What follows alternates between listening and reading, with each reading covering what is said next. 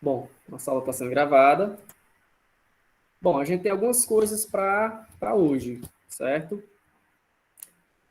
Na verdade, duas. A gente vai fazer a correção da atividade que eu passei na última quarta-feira. E depois eu vou enviar uma atividade lá no grupo para a gente finalizar os conteúdos referentes à gramática, ok? Então, assim, oitavo ano, tem uma atividade específica para vocês, em que a gente vai estar trabalhando apenas os sinais de pontuação. E para o nono ano, tem uma atividade também específica para vocês, em que a gente vai estar trabalhando as figuras de linguagem, aquelas figuras de linguagem que a gente trabalhou na quarta-feira, ok? Mas, para a gente iniciar, a gente vai estar corrigindo as atividades daquele dia. Hoje eu vou começar pelo nono ano, certo? Naquele dia eu comecei pelo oitavo, então hoje a gente faz uma pequena troca. A gente inicia pelo nono ano. Estou projetando novamente aquele mesmo slide, certo? O mesmo slide que a gente utilizou na aula de quarta, só para a gente revisar rapidinho. Não saiam da reunião, pessoal, por favor. O pessoal do oitavo não saia, é importante que vocês vejam isso aqui também.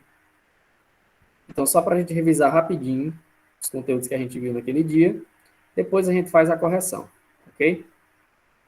Pois bem, nono ano, a gente viu na aula da quarta-feira sobre poema, a parte, e essa referente à parte de interpretação de texto, né? E também referente à parte de gramática, a gente viu as figuras de linguagem. Para quem está com o livro, a partir da página 73. Bom, a gente estudou sobre o poema, certo? E aí a gente retoma um pouquinho aqui as características desse gênero textual. Que ele é escrito em versos, como todos nós sabemos. Os versos, eles constituem as estrofes, né? E aí as estrofes constituem todo o poema. Ele se opõe, estruturalmente, ele é oposto à prosa. Prosa é aquele textinho escrito de maneira organizada, né, através de parágrafos, as linhas todas completas, né, todas escritas por completo. Já o poema ele possui uma estrutura própria, ok? Que se opõe à prosa, ou seja, é o contrário da prosa. Como eu já falei, é escrito através de versos, os versos constituem as estrofes, e aí as estrofes vão constituindo o poema. O poema ele apresenta versos, eles podem ser regulares, brancos ou livres. As estrofes, a gente tem os tipos de estrofes, né? Pode ser estrofes de 2 versos, de 3 versos, de 4 versos, que a gente chama de quadro ou quarteto, de 5 versos, 6 versos e por aí vai. O que mais? Aqui, mais algumas características sobre as rimas, né? O poema ele pode apresentar rima, não necessariamente, mas geralmente todos apresentam, mas não necessariamente o poema sempre terá que ter rima. Essa rima ela pode ser externa, interna, rica, e aqui a gente tem todas essas definições. Ó. Os tipos os emparelhamentos das rimas também. Tudo isso aqui a gente explicou na aula passada, e a aula passada está disponível lá no YouTube, certo? Para quem quiser revisar. Mandei o link no grupo semana passada. E aqui a gente tem os tipos de poema. Poema épico ou narrativo, né, que narra um determinado fato, um determinado acontecimento, uma determinada história. O poema dramático, fala por si só, né? E o poema lírico, ele manifesta ideias, emoções, desejos, certo? Isso constitui o poema lírico. E dentro da parte que concerne a gramática, a gente falou sobre algumas figuras de linguagem, certo? Quais são elas? Inicialmente, a hipérbole, né, que a hipérbole, como a gente viu, ela se remete a um exagero proposital, certo? Um exagero proposital. O que mais? Ela se caracteriza pelo tom dramático, então ela, além de exagero, ainda tem aquela questão do drama, né, de fazer drama, como a gente costuma falar no popular. A gente tem também a onomatopeia, que é uma figura de linguagem bastante conhecida, que a gente estuda desde os anos iniciais. Ela se refere a reproduzir os fonemas, ou seja, os sons, ou as palavras que imitam os sons naturais, podem ser de objetos, de pessoas, de animais, enfim. E aqui a gente apresentei para vocês alguns exemplos, olha só, de onomatopeia, a gente pode ver. Para finalizar, a antítese, certo? Isso. A antítese, e ela se refere ao opor ideias que são, perdão, ela aproxima ideias que são opostas, certo? Como, por exemplo, a relação deles era de amor e ódio. Ela aproxima aqui, que a gente sabe que o amor e o ódio, eles são contrários, né? Então, ele aproxima aqui essas duas palavras, ok? E aí a gente foi para...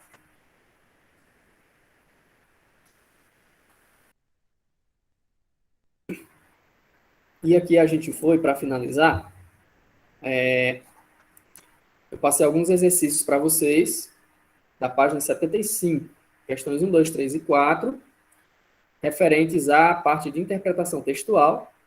E lá na página 77 e 78, questões 1, 3, 4, 5 e 7, referentes à parte voltada à gramática. Ok? Então, para iniciarmos a nossa correção, a gente vai na página 75 e a gente inicia por essa questão de número 1. Ok? Pessoal, eu vou fazer igual fiz, igual falei que ia fazer, né? E igual eu fiz com o sexto e sétimo ano. Eu vou lendo aqui as questões, e aí eu vou abrindo espaço para vocês irem apresentando suas respostas, e aí a gente vai debatendo, vai conversando, vai complementando a resposta um do outro, para que a gente chegue em digamos, um fator comum. Ok? Então, lá na página 75, a gente começa pela questão de número 1. Ela diz o seguinte: o que quer dizer o seguinte verso da canção? Quero um amor maior que eu. Quem pode responder essa pergunta aí para mim? O que quer dizer esse verso que eu acabei de ler e que está presente lá no poema Amor Maior, que, na verdade, não sei se todos conhecem, é uma letra de uma música, né, da banda Jota Quest, que é uma banda nacional, que é uma música bastante conhecida, não sei se vocês conhecem, mas pelo menos para o pessoal da minha geração, é uma música bastante conhecida. Então, o que esse verso aí quer dizer, pessoal? Quem é que pode me falar?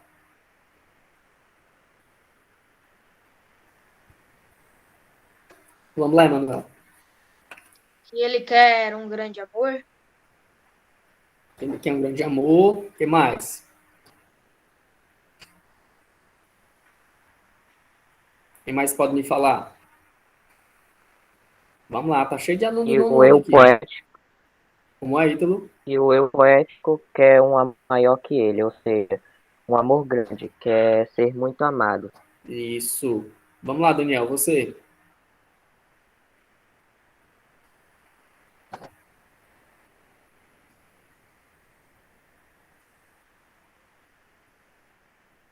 Ele está sofrendo.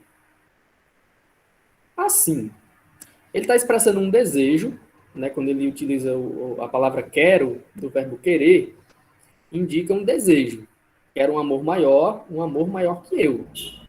Então, não só exprime esse desejo dele, como também ele diz que ele não quer um amor pequeno, digamos, ele quer um amor grande, ele quer um amor imenso, um amor enorme. Por isso que ele fala, quero um amor maior que eu, certo? Resumindo, para quem não fez, vocês podem colocar assim, que exprimir um desejo de um amor, lembrando que os meninos aí que apresentaram as respostas, está correto, viu? Não vão apagar não, pensando que está errado não. Eu estou ditando, falando para aqueles que não fizeram. Indica que um desejo de querer um amor maior, um amor grande, um amor enorme. É isso que ele está expressando aí nessa frase destacada aí da canção.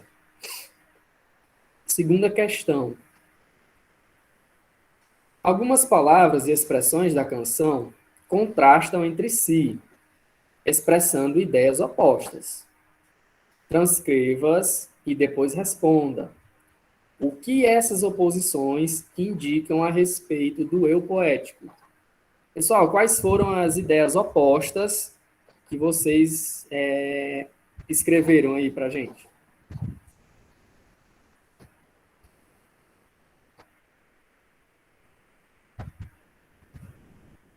Bora?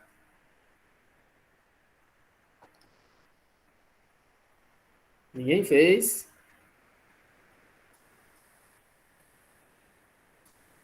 Pois bem. Pessoal, peraí, Daniel tava digitando, né, Daniel? Pode ligar o microfone, macho. Junto, sozinho, ok. Feliz e dor, certo. Quero ficar só. Comigo só eu não consigo. Muito bem. Basicamente, são algumas. Não são todas, mas são algumas das que estão presentes no texto. Falar um pouco mais alto. Eu já acho, Rosiane, que eu estava falando alto demais, mas eu vou tentar aumentar um pouquinho, viu? Vou tentar aproximar aqui o microfone um pouco. Melhorou agora, Rose?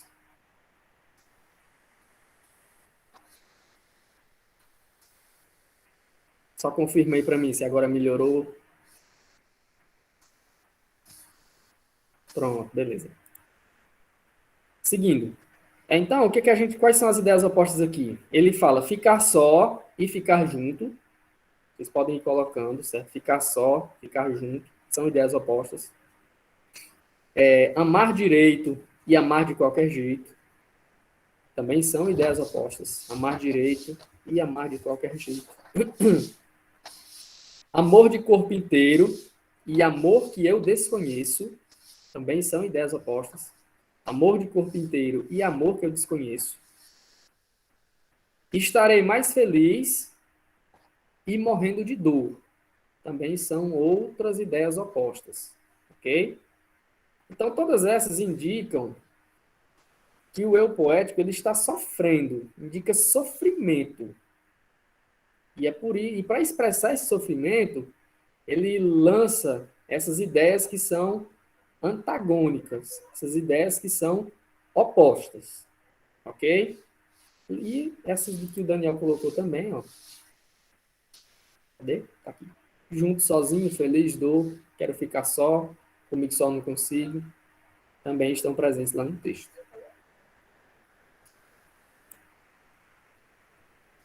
Seguindo. Questão de número 3. Identifique e transcreva do texto o verso em que o eu poético revela estar disposto a conhecer um amor verdadeiro, ainda que isso lhe cause sofrimento. E aí, pessoal? Qual foi a parte que vocês destacaram aí? Com relação ao eu poético, revelar que está disposto a conhecer um amor verdadeiro, mesmo que isso lhe traga sofrimento. Vamos lá, Emanuel. Você que levantou Eu a mão coloquei essa primeiro. parte que o Daniel falou no chat. Mesma coisa, Sim. mas estarei mais feliz, mesmo morrendo de dor. Perfeito. Mais alguém destacou, pessoal, essa parte aí? Eu Pronto, o Ítalo também, Rosiane também. É justamente essa parte aí, certo? Letícia também.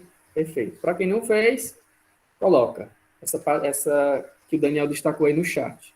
Mas estarei mais feliz mesmo morrendo de dor. Ok? Quarta e última questão dessa parte referente à interpretação de texto. Como você interpreta os versos a seguir? Mas estarei mais feliz, mesmo morrendo de dor, para saber se é amor, se é amor. Vamos lá, pessoal. mesmo que ele sofra, ele continua querendo o amor. Isso. O que mais? Quem foi que levantou a mão que eu não vi? Daniel disse isso aí. Mas para mim teve uma pessoa que levantou a mão. Pode falar.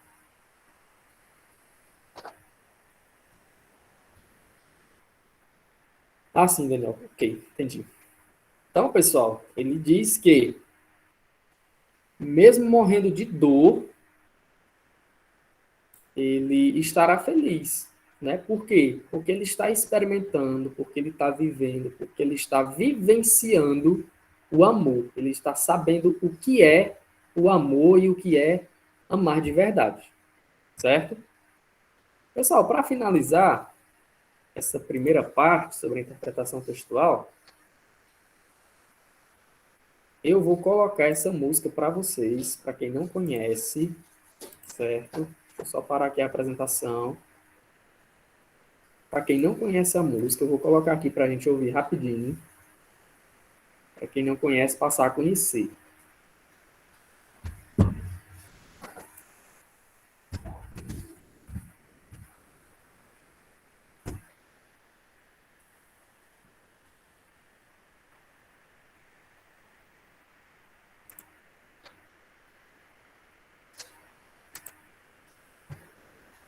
Deixa eu projetar aqui a tela.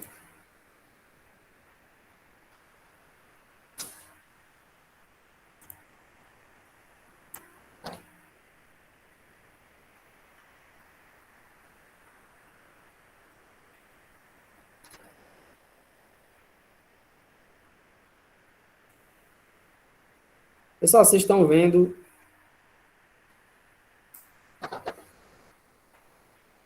Ah, porque dá o espelhamento infinito. Interromper. Deixa eu ver como é que eu faço. Acho que a gente vai só ouvir. Falem para mim se vocês estão ouvindo a música agora. Não. Não.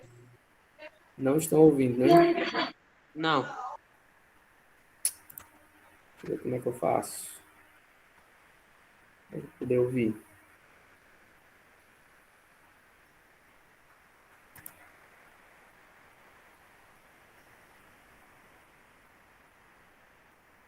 Só um minutinho, pessoal.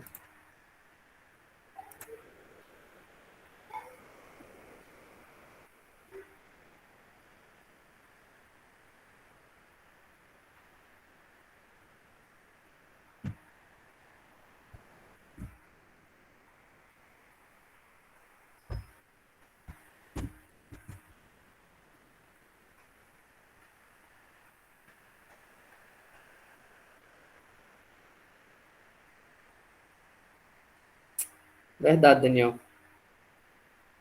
Deixa eu ver se agora dá certo.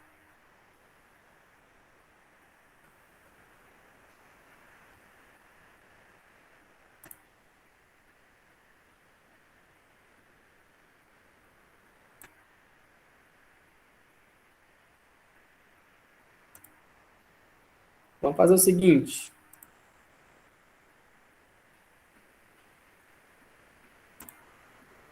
Pelo celular, se eu fizesse pelo celular, mas não vai dar, vamos perder tempo com isso não. Vamos fazer o seguinte. Quando eu encerrar aqui a reunião com vocês, eu mando o link da música lá no grupo. Aí quem quiser ouvir, só clica em cima e escuta, certo? Por hora vamos seguindo aqui com a correção da atividade.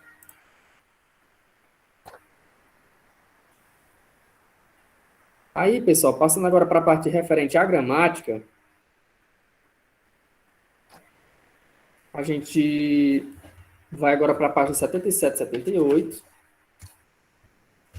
Corrigir aqui as questões 1, 3, 4, 5 e 7, referente às figuras de linguagem, certo? Vamos lá. Lembrando que essas questões, elas são sobre esse poema da página 70, que inicia na página 76, Líria do Amor Romântico ou a Eterna Repetição. E ele começa na página 76 e vai até 77. E a questão 1 diz o seguinte: nos versos do poema ocorre a personificação de seres da natureza. Quais são eles? Quais são, pessoal, os seres que são personificados? Vamos lá, Emanuel. Peixe, limão e água. Na verdade, assim, Daniel disse que colocou isso também. Na verdade, foram só os peixes, né? Que ele vai destacando aqui. Que toda vez que ele atirava um limão na água, os peixes faziam alguma reação, né? Falavam, ou então tinham alguma reação. Então, na verdade, a resposta aí são apenas os peixes, certo? Apenas os peixes. Eles são personificados. Questão de número 2. 2 não, perdão. Número 3. Leia apenas o último verso de cada estrofe. O que podemos concluir sobre a condição do eu poético com base nesses versos? Vamos lá, a última estrofe. Atirei um limão na água, o rio logo amargou. Os peixinhos repetiram, é dor de quem muito amou. Pessoal, o que é que a gente pode concluir sobre a condição do eu poético? Daniel falou que ele está sofrendo. O que mais?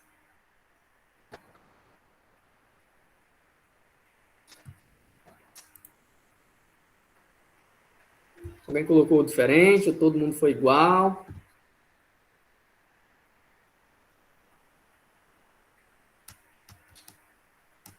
Acho que deve ter sido todo mundo igual, né?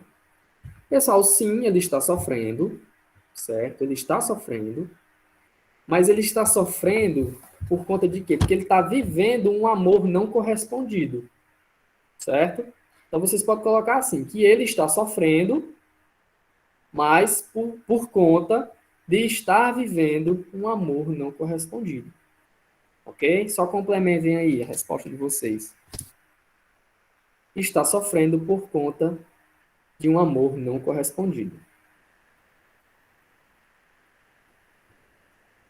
Questão agora de número 4. Releia esta estrofe. Atirei o limão na água, o rio logo amargou. Os peixinhos repetiram, é dor de quem muito amou. Letra A. O que você entende por o rio logo amargou? E o limão representa o amor dele, amargo. Como é, Daniel? E o limão representa o amor dele, amargo. Mas no caso aqui, Daniel, ele fala do rio. O rio logo amargou. Quer dizer, o amor? Como é, Manuel? O amor? Ele está falando do amor? Não, significa. Não, o rio que amargou significa o amor? Não exatamente. Tem mais.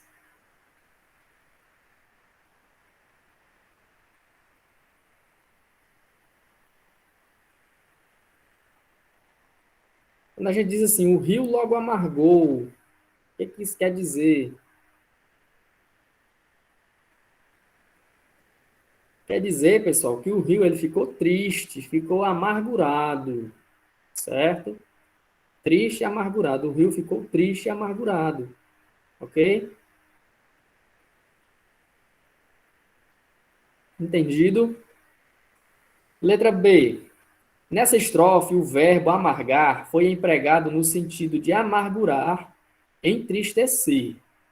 A amargura e a tristeza são qualidades comuns de atribuirmos ao substantivo rio. É comum, pessoal, a gente empregar os substantivos amargar e amargurar ou entristecer a um rio? Não. Não, né? Não. Com certeza não. Quais são os objetivos, os adjetivos que a gente costuma empregar para o substantivo rio? Um rio, geralmente, ele é o quê? Ele é como? Quais são as características dele?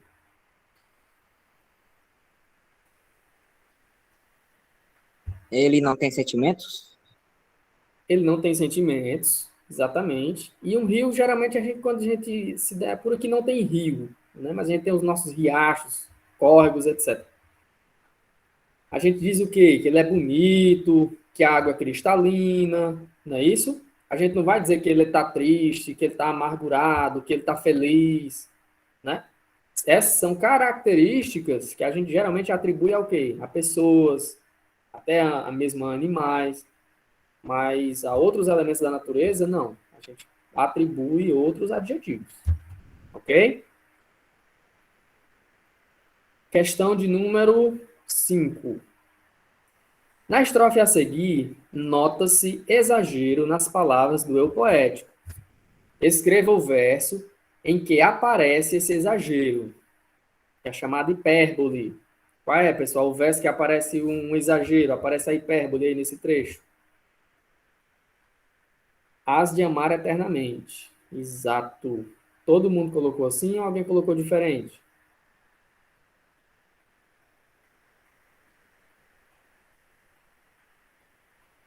Acho que foi todo mundo igual, né? Vamos lá, Rose. É assim. Diga aí, Rose.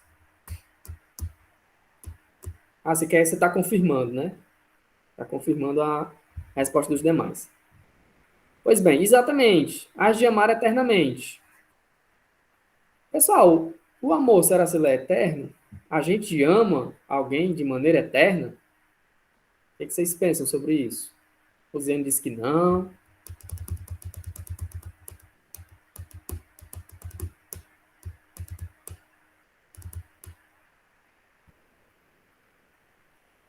Daniel disse que em algum momento a gente vai morrer. Quando a gente morre, Daniel, será que o amor acaba?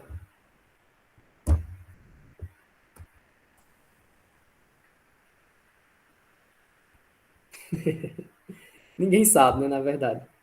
Mas assim, faz sentido. Mas assim, quando a gente fala eternamente, remete àquela velha história que nada é eterno, nada é para sempre, né? Nem mesmo o amor.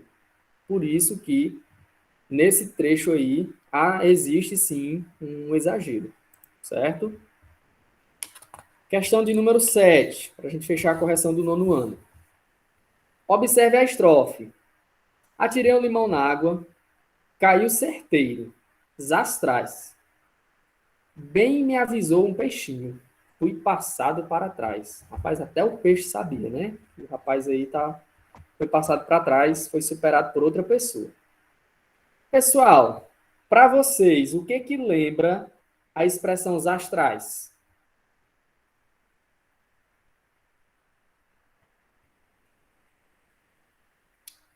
O limão caindo na água. O que mais? Quem pode falar outra coisa?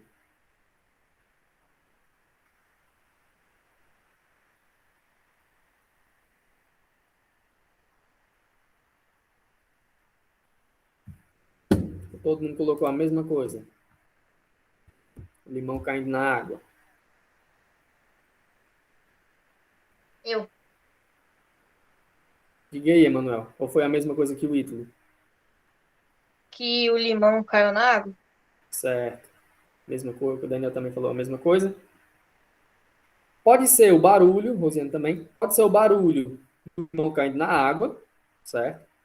Como também pode indicar que o limão ele caiu rápido, ligeiro. Assim que ele jogou o limão, rapidinho ele caiu na água. Pode ser essas duas coisas, certo? Letra B. Com que objetivo o poeta pode ter usado essa expressão na estrofe? Qual foi o objetivo? Eu não respondi a B. Daniel não respondeu. Eu também não. Manuel não. Quem respondeu? Poderia compartilhar com a gente? Vamos lá, Letícia. Tá calada você? Eu não fiz também não, AD. A Fez B. também não? Rosiane disse que também não entendeu. Pessoal, na verdade eu já praticamente dei a resposta para vocês, né? Na letra A. Indica que o autor ele quis indicar que o limão ele caiu rápido, zastrais, rapidinho, ligeiro, de uma hora para outra, de um momento, certo? Então vocês podem estar colocando isso aí. Como? Fica sem... é que o poeta ele quis indicar que o limão caiu rápido dentro da água, certo? Rapidinho. Não demorou muito, não. Do jeito que ele jogou os astrais, caiu, afundou. Na verdade, fica a dúvida se o limão afunda ou boia, né? A Fran coloca aqui o poeta. O poeta ele quis indicar que o limão caiu dentro da água muito rápido.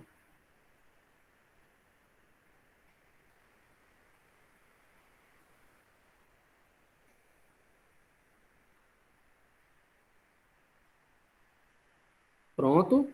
Alguém quer que eu repita?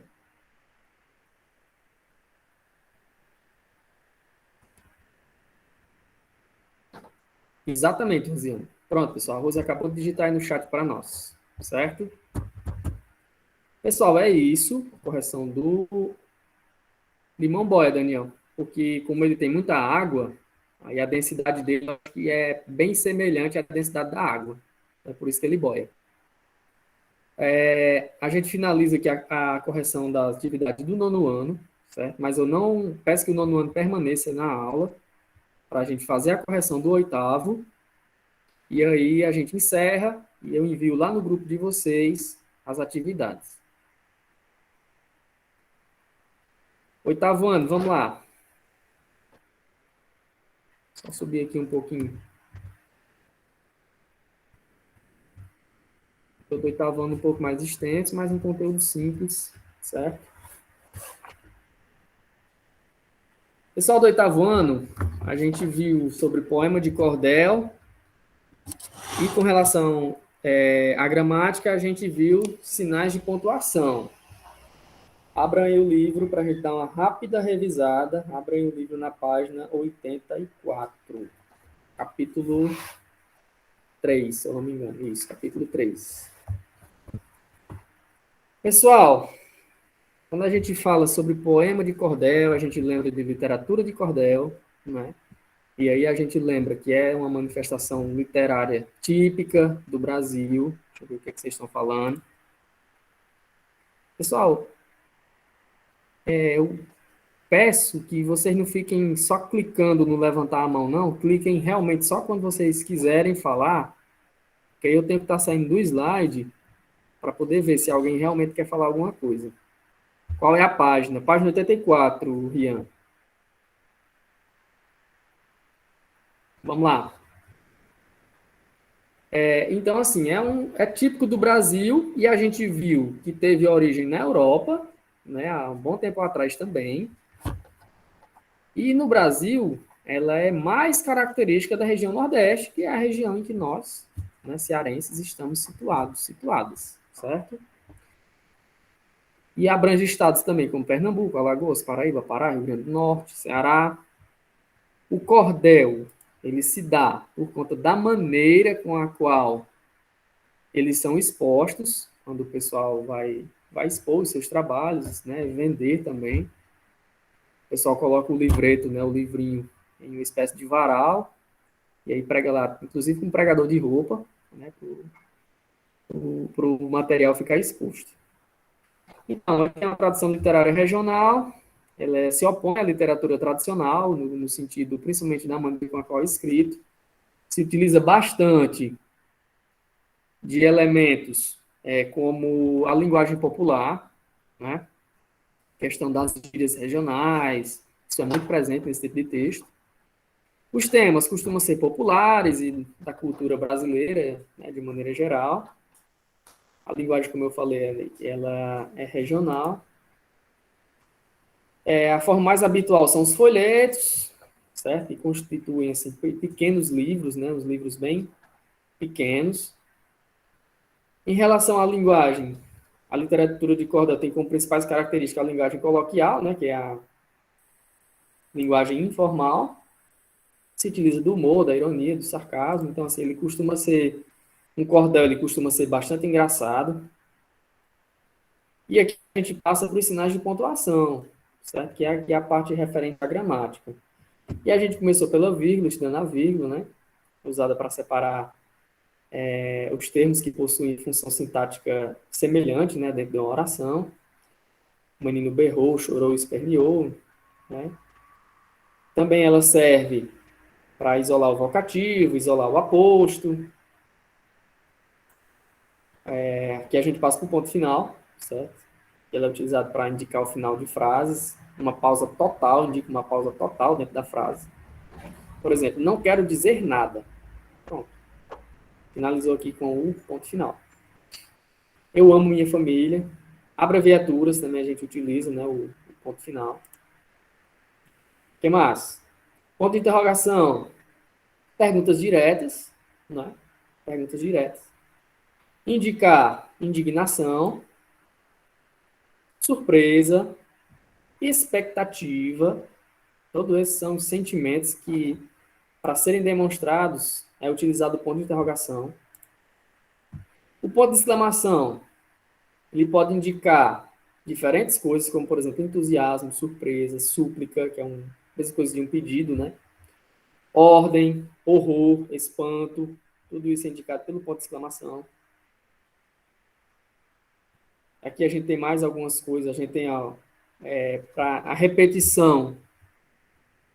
Ó, não, gritou a mãe desesperada ao ver o filho em perigo. Então, assim, quer dizer que essa repetição do ponto de exclamação indica como se fosse um grito, como se fosse assim ele dá uma ênfase maior à expressão.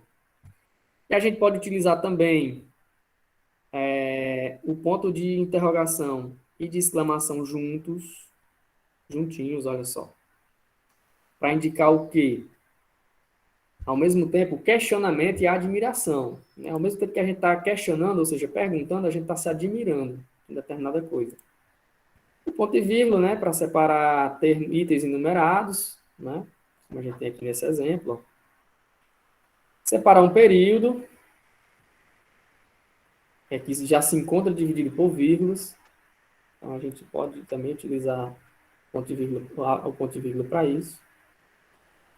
Os dois pontos, né, que é indicado para introduzir uma fala, como a gente tem nesse exemplo aqui, ó.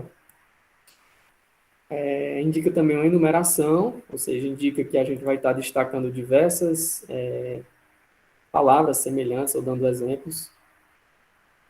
O que mais? As aspas, né, para indicar uma fala, ou então para indicar expressões estrangeiras.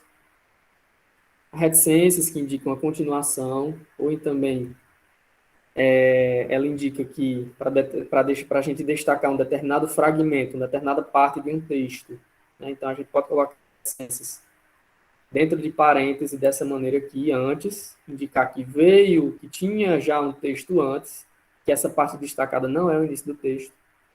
E a gente coloca também no final, para indicar que o texto ele continua, que o texto ele não se encerrou aqui, ele tem uma continuidade. E aqui para alguns exemplos também de continuidade. E aí os parênteses, travessão também.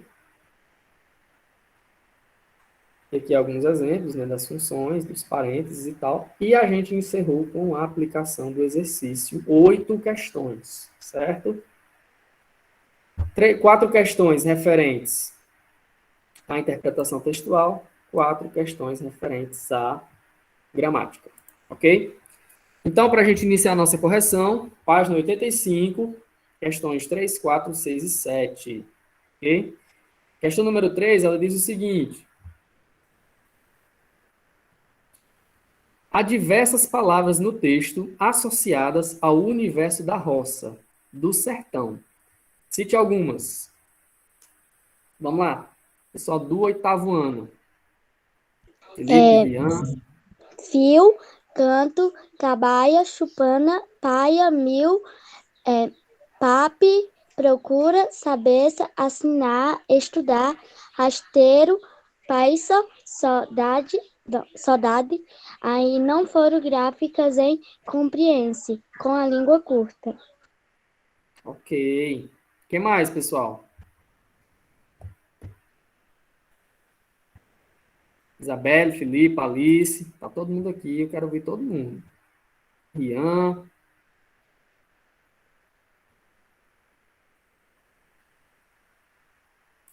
Ou foi mais ou menos semelhante ao que a Adriele falou?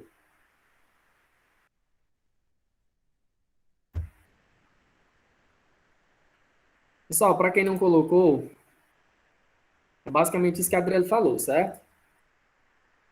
Mata, mão grossa, chupana, cigarro de paia, brenha, paioça, eito, caboclo, caçada, vaqueiro, touro, novio, gado.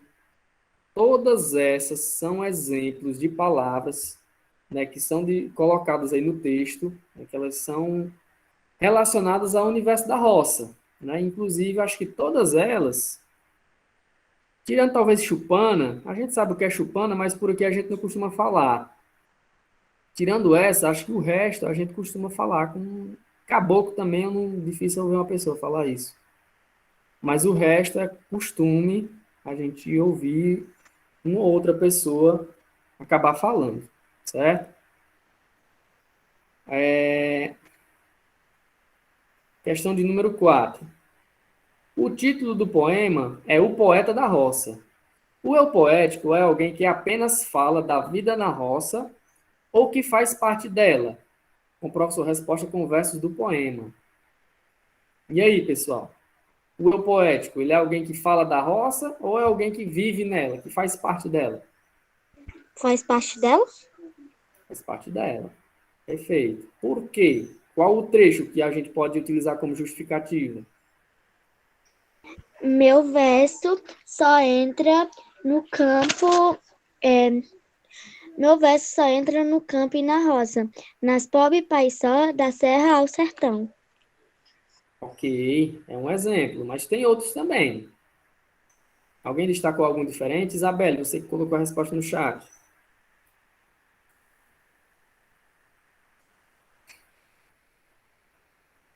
Sou filho da mata, trabalho na roça. Trabalho na roça, exato. As duas estão certas, viu, Adriana? Tanto a sua como a da Isabelle. Ok? Para quem não colocou, pode ser esse exemplo aí que a Isabelle colocou, então da Adriele. Ok? Vocês coloquem aqui, faz parte sim, ele não apenas observa, mas como também vive, ele faz, consequentemente, ele faz parte, né? E aí a gente pode utilizar como trecho essa parte aí. Sou filho da mata, trabalho na roça. É o trecho que justifica. Próxima questão, questão de número 6. O eu poético define a sua pessoa, o seu jeito de ser poeta, com estas expressões. Sou filho das matas, cantor da mão grossa. Sou poeta das brenhas. Identifique a afirmativa que traduz o que o poeta expressa com esses versos. Qual dessas alternativas, pessoal? Ele é um homem simples. Pode falar, Adriele. Ele é um poeta simples do campo da roça. Exatamente. Alternativa número 3. É a alternativa correta. Ele é um poeta simples do campo da roça. Alternativa 3. Lembrando que essa questão 6 é só para a gente marcar a alternativa correta. Questão de número 7, para a gente fechar essa parte de interpretação. O poema retrata a roça como um lugar com dificuldades próprias. Localize e transcreva um verso que comprove essa afirmação. E aí, pessoal, qual seria esse verso que comprova essa afirmação?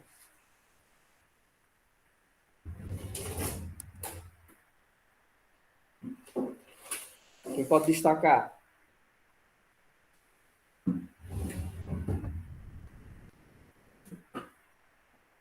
Ninguém fez essa?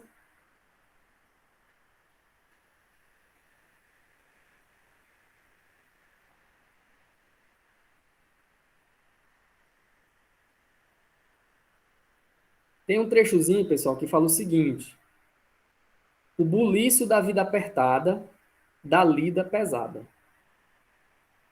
Então, esse é um trecho, né, um verso que define como é essa vida de dificuldades, certo? O buliço da vida apertada, da lida pesada. Deixa eu ver aqui lá no texto onde é.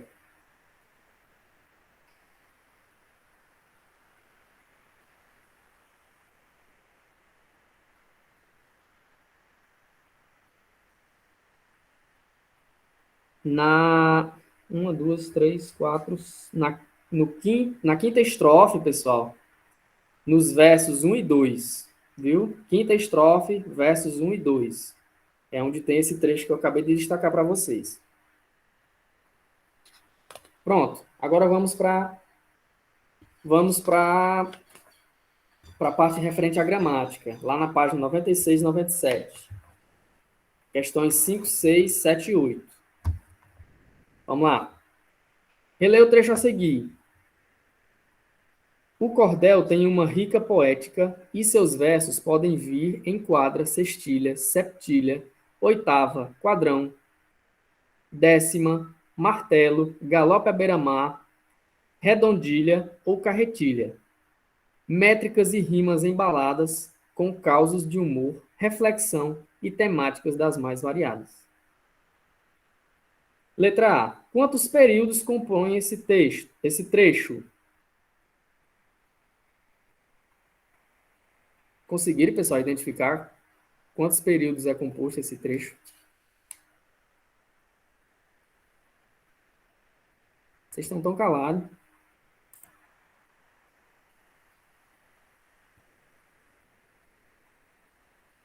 Pessoal, para a gente reconhecer e saber a quantidade de períodos, é só a gente ver se tem algum sinal de pontuação, certo? Períodos são separados por sinal de pontuação. Ponto final, ponto e vírgula. Então, a gente viu lá na explicação sobre o uso do ponto e vírgula, certo? Tem algum ponto e vírgula nesse trecho? Tem não, mas a gente tem um ponto final, certo? Se tem um ponto final separando duas partes, quer dizer que eu tenho 2 períodos, certo? Então, a resposta é 2 períodos. Letra B. Como você conseguiu identificar esse quantitativo? Vocês podem colocar, observando a presença de um ponto final no meio do trecho, certo? Observando a presença de um ponto final no meio do trecho destacado. Questão de número 6. Leia no quadro abaixo a seguir algumas funções dos sinais de pontuação. Isso a gente já viu lá no slide, né? Escreva o nome de cada sinal de pontuação destacado e explique sua função nos trechos a seguir. Pessoal, nesse trecho da letra A, quais são os sinais de pontuação em destaque e para que eles servem? Para que está servindo? Quem pode me falar?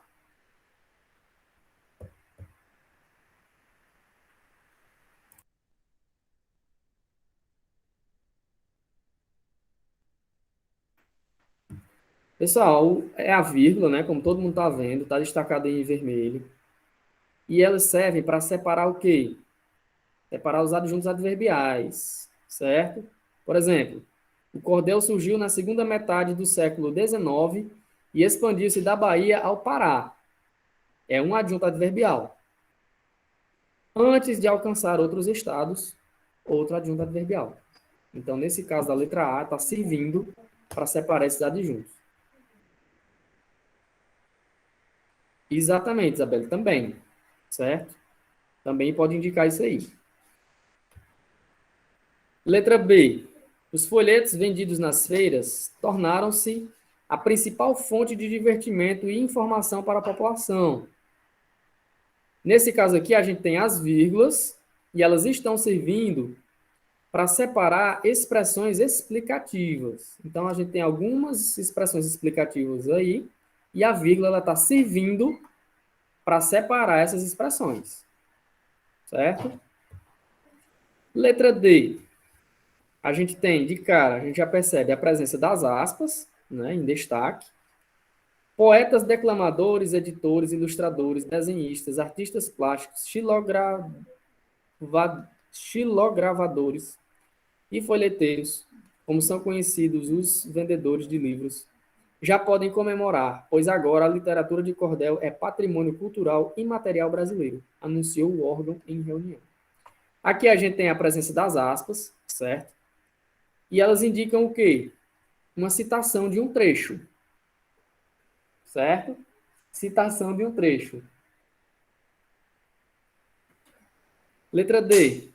Meu pai, agricultor muito pobre, era possuidor de uma pequena parte de terra.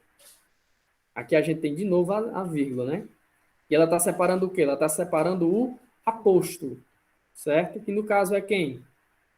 O meu pai, agricultor muito pobre, certo? Está separando justamente o aposto, que é essa primeira parte aí desse fragmento, certo? Pessoal, na questão número 7, releia estes versos. Acordei de madrugada e comecei a fazer risco. Pedi licença ao poeta, meu mestre Antônio Francisco, e puxei pela memória para escrever essa história, que chegou como um corisco. Com que intenção as reticências foram empregadas no segundo verso dessa estrofe? Qual foi a intenção, pessoal?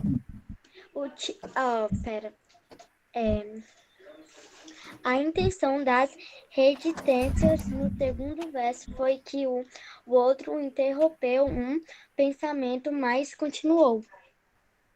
Perfeito, Adriele, exatamente isso, né? As reticências, elas foram utilizadas aí para indicar uma pequena interrupção do pensamento, mas que depois ele continuou seguindo nessa mesma linha. Então, vocês podem colocar uma pequena interrupção do pensamento que teve uma continuidade depois. Letra B de bola. E com que intenção os dois pontos foram empregados? Os dois pontos.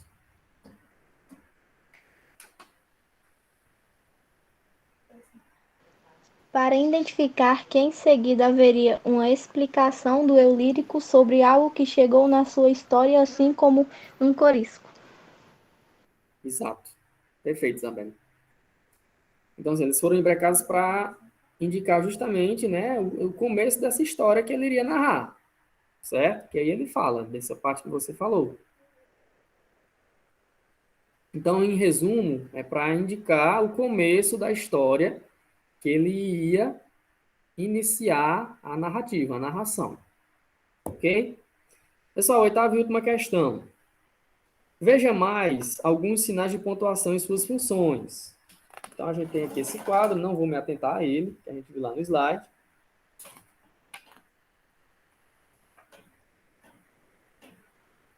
Na verdade, a questão 8 está pedindo só para a gente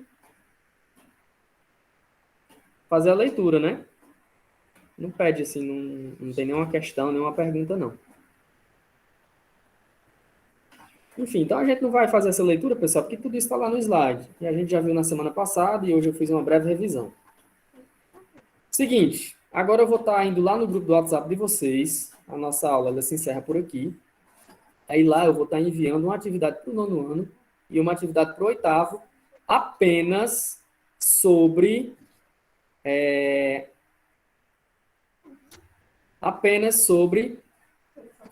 esse estudo dessa parte de gramática, certo? A gente não vai ver mais interpretação de texto sobre poema de cordel e nem sobre o gênero que a gente está trabalhando no 9º ano, ok? A gente vai trabalhar hoje a atividade apenas referente aos sinais de pontuação e às figuras de linguagem no 9º ano, beleza?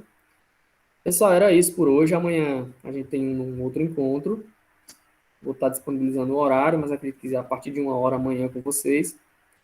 Façam essas atividades que eu vou mandar no grupo ainda hoje, para amanhã a gente já fazer a correção. Com o 9º ano, a gente vai começar o projeto Aprender Valor. Ele tem uma parte que é sobre língua portuguesa. uma parte de geografia, uma parte de matemática, e amanhã a gente vai estar iniciando referente à língua portuguesa. Após a correção da atividade, a gente parte para o projeto Aprender Valor. E com o 8º ano, a gente continua nossas aulas normais pelo livro didático. Beleza? Então, era isso.